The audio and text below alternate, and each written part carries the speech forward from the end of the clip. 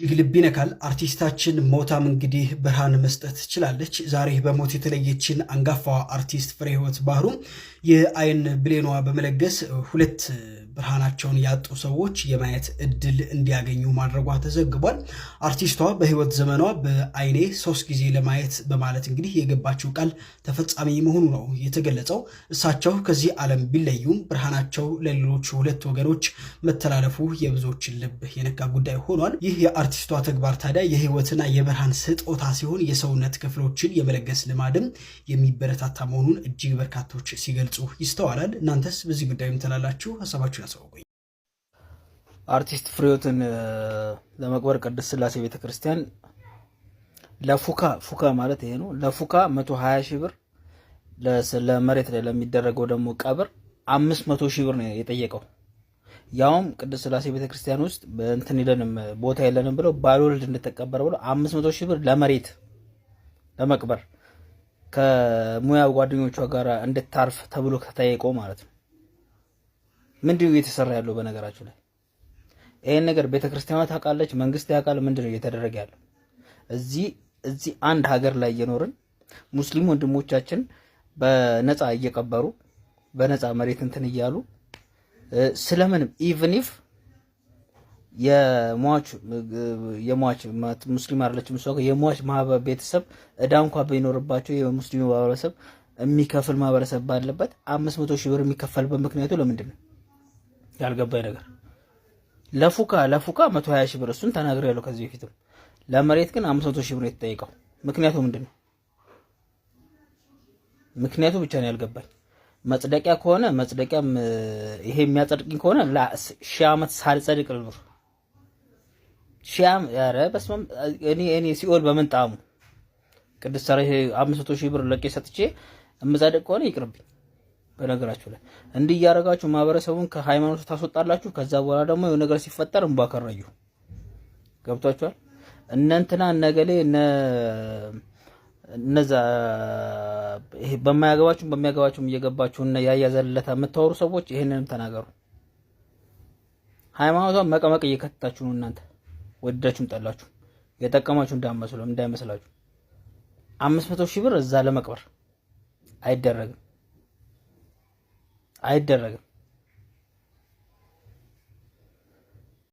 ራሱን ለማጥፋት ሲሞክር በቁጥጥር ስር የዋለው ጋዜጠኛ ነገሩ እንዲህ ነው። ይህ ከላይ በምስሉ ላይ የምትመለከቱት ጋዜጠኛ ሶፎንያስ ሁላችሁም ታውቁታላችሁ ብዬ አስባለሁ። በጋዜጠኝነት ሙያው የተከበረና የተቸገሩትን በመርዳት መልካም የማህበራዊ ተሳትፎ የነበረው ሙያውን ከዲሲፕሊን ጋር የተቆራኘለት ግለሰብ ነበር። ወደ ጋዜጠኝነት ሙያ ከመግባቱ በፊት ብዙዎቻችን እናውቃለን። እኔ እሱ ተማሪ ነበርኩኝ። 7ኛ ክፍል ማትስ አስተማሪ ነበር። ለተቸገሩ ተማሪዎች ከራሱ የሚረዳ መልካም ሰው ነው። ለመጨረሻ ጊዜ እኛን 7ኛ ክፍል እያስተማረ ነበር። አስተማሪነት ሙያውን በመተው ወደ ጋዜጠኝነት ስራ የገባው።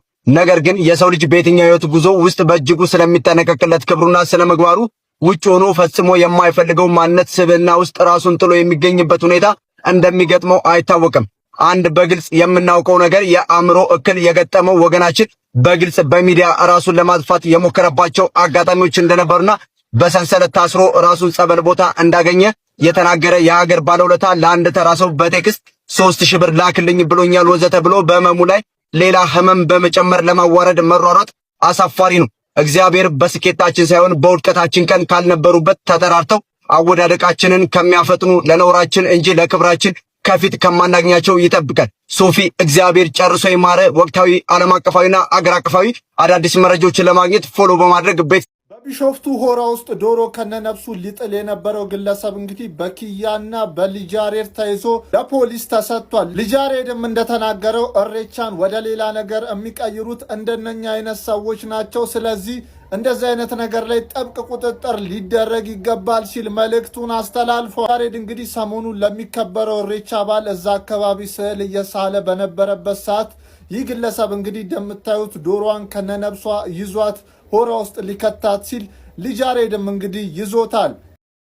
ግድሜ ርዕስ ግዕዝ አንማርም አያሳዝንም ወይ? በግዕዝ ስም ቅምጥቃት ግልጽ ማሳያ ነው ይህ የእናንተ ውድቀት ለካ ተረት እንጂ የላችሁም እውቀት ያለ ብዙ ዘመን ሀገር የዘረፈው እንዳየር ላይ ፊኛ ከላይ የገዘፈው እጅግ እልፍ ተረት ለትውልድ የዛገው አሁን በዚህ ዘመን ዘግቶ ወር ደረፈው የተንቆል አለቃ የሴራ ቀማሪ አንፈልግም ጭራሽ ቄስ አስተማሪ አንፈልግም ጭራሽ ቄስ አስተማሪ ደብተራና ጠንቋይ ቀሲስም ዘማሪ ስልጣን ተገን አርገህ ምንም ብታዘግም ተገደም መጠመቅ ፈጽሞ አንፈልግም ይሄ ጥጋባችሁ ድሮስ መች ይመቻል አብሮ ለመናናር በምለት ለመቻቻል ገደብ ሲተላለፍ ሁሉም ይሰለቻል ለሆዳቸው ሲሉ ስላገኘው ጥቅም በመከራ ማአት በበደል ጥርቅም ግፍ በየዘመኑ ቢወሰንብንም ያገር ፍቅር ይዞን ችሎናል ሁሉንም ዝምታ ፍርሃት ስለመሰላችሁ በጥላቻ ተረት ተዘክቶ አይምሯችሁ መተት እናስተምር በግድ ካላችሁ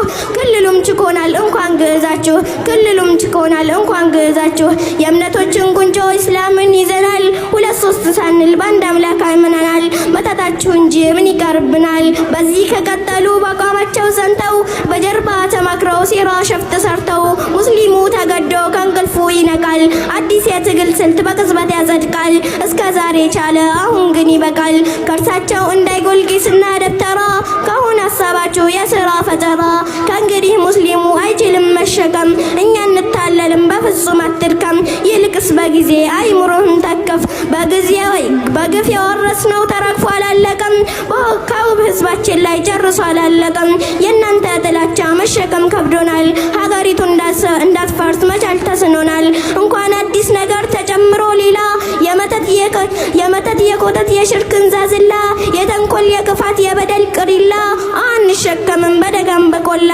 ግዕዝ የሚባል ጉድ መተትም ጥንቆላ እኛ እንቀበልም ከእንግዲህ በኋላ እኛ እንቀበልም ከእንግዲህ በኋላ ሰላም አለይኩም ተክቢር ምን እያደረገልን ምን እየሰራልን እንደሆነ ስለምናቅ መሪያችንን ሰው እንዲነካብን አንፈልግም ስፔሻሊ ደግሞ እዚህ ሶሻል ሚዲያ ላይ ቁጭ ብለህ ኢትዮጵያ ውስጥ ቁጭ ብለህ መሪ እንድትነካብን አልፈቅድልህም በፍጹም ስለዚህ ይሄ በጣም ሊሰመርበት የሚገባ እናንተ ልትጠነቀቁበት የሚገባ ነገር ነው የተሰደበው አካል ላይሰማ ይችላል እኔ ሰምቼ ግን ያንገበግበኛል ወቅ ይሄንን መሪን ማንም ሰው እንዲነካብኝ አልፈቅድለትም ማንም አገሬን እየመራ ላለ መንግስት እንዲነካብኝ አልፈልግም ጥያቄ የለውም እኔ የብልጽግና ፓርቲ አባል ምንም አይደለሁም እንደ አንድ ኢትዮጵያዊ ግን መንግስቴን ሰው እንዲሰርብብኝ አልፈልግም ስፔሻሊ ፐርሰናል ስም እየጠራ ይሄ ከባድ ወንጀል ነው መንግስት ዝም ቢል ግለሰቦች ዝም አይሉም ደማቸው የሚንተከተክ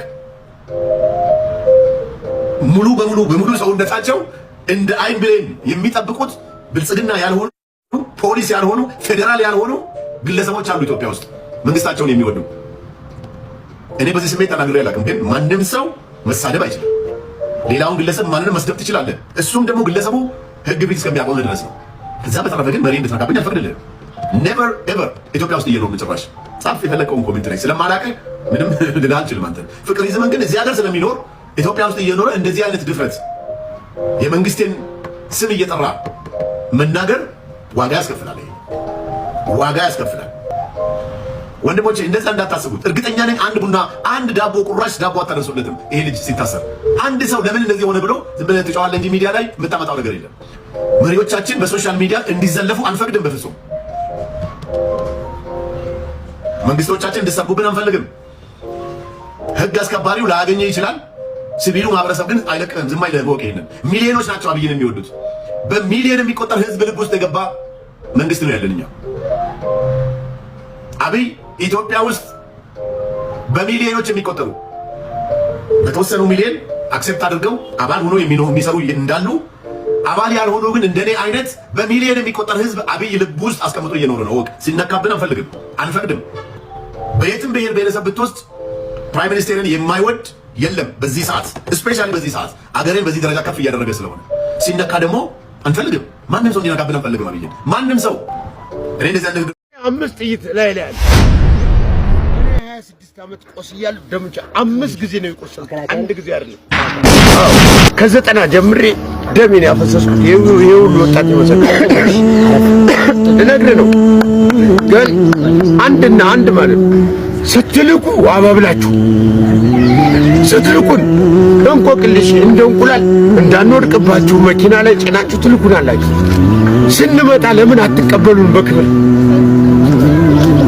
በክብር ተቀበሉን ስንመጣ በክብር ተቀበሉ። እኔ አሁን አቦላዲ መንፈስ ቅዱስ ሰራል የእውነት አምላክ እስካል ድረስ እውነት ነው የምናገር ያለው። ለምን እዚህ አካባቢ ያሉ ወጣቶች ለምን ሰሩ፣ ለምን በሉ፣ ለምን አገኙ አላልኩም። ማግኘት ስላለባቸው ድካማቸውን አግኝቶ ጀራም ይጠፍ ጎማም ይስራ ምንም ይበል እያገኘ ነው። እኔ ባዶ እጄን የኔ ጡረታ ብር አልጠቀመኝም የጡረታ ብሬ። በቃ እኔ አካል ጉዳተኛ በጡረታ ወጥቻለሁኝ። አሁንም ቢሆን ለሕግ አሳያለሁ። ቀጥ ብለህ ሂድ እስከ መባል ደርሻለሁ። ቀጥ ብለህ ሂድ እኮ ነው የተባልኩት። ሕጋዊ ወረቀቴን እያሳየሁ አሁን ጊዜ የለንም። ምንድነው ይሄ ተገቢ ያልሆነ አግባብ የሌለው ድርጊት እየተሰራ ነው።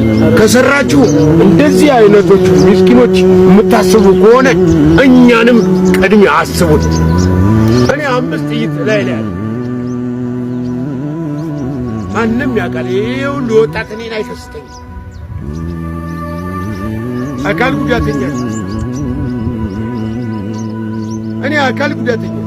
ይህንን ወጣት ሁሉ ይናገር፣ ሁሉም ያቀኛል። 26 ዓመት ለብቻ ነው ከመጣሁኝ 3 ዓመት ከ7 ወር እዛም ገብቼ ጮኻለሁ፣ እዛም ገብቼ ጮኻለሁ። እንዳለ ኮፒ አድርግና አንጣ እየተባልኩኝ ብቻ የእኔ ኮፒ ብር ነው ኪሳራ ይሆን ብር